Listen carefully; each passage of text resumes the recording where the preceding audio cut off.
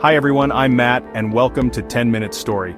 Today, we're embarking on an in-depth journey through the fascinating and complex history of the tomato. A staple in our kitchens today, but once regarded with suspicion and fear. We'll explore how this exotic fruit transitioned from being deemed poisonous to becoming an emblem of Italian gastronomy and a global culinary cornerstone. The story of the tomato begins in the Andean regions of South America, particularly in areas that are now part of Peru and Ecuador. Wild tomato species thrived in these regions, growing in the diverse climates of the Andes Mountains. The indigenous peoples of these areas, including the Mesoamerican civilizations, played a pivotal role in the domestication of the tomato. It's believed that the tomato was first cultivated in pre-Columbian Mexico, where it was known by its Nahuatl, or Aztec name, tomatal. The Aztecs and other Mesoamerican cultures integrated tomatoes into their diets, utilizing them in various dishes and sauces.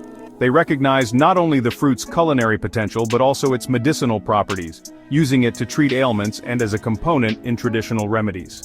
The cultivation and use of tomatoes spread throughout Mesoamerica, becoming a staple in the region long before European contact. Following Christopher Columbus's voyages and the subsequent exploration of the Americas, Spanish explorers encountered the tomato and brought it back to Europe in the early 16th century.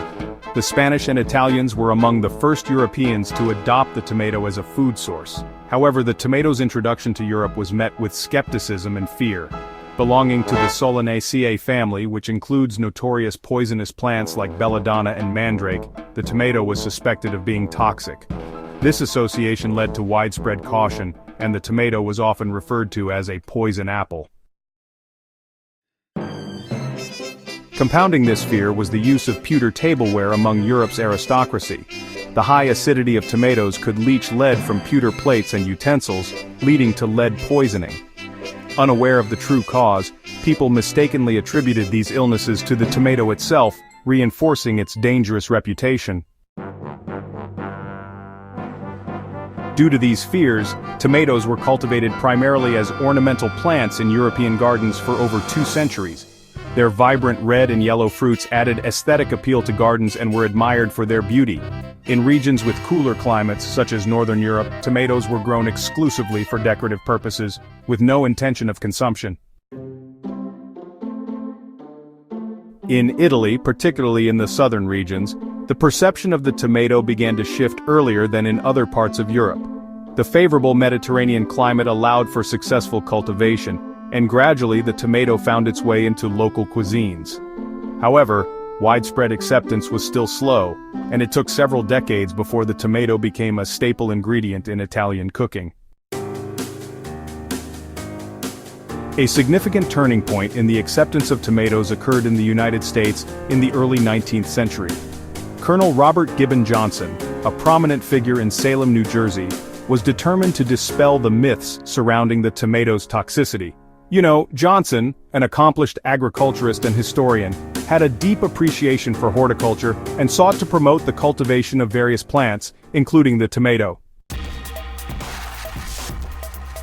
So, according to popular accounts, on June 28, 1820, Johnson staged a public demonstration to prove that tomatoes were safe to eat.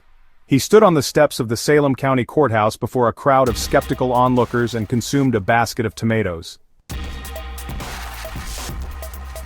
To the astonishment of the audience, he suffered no ill effects. This bold act challenged prevailing misconceptions and played a crucial role in changing public opinion about the tomato in America. While the United States was overcoming its apprehension toward tomatoes, Italy was embracing the fruit with increasing enthusiasm.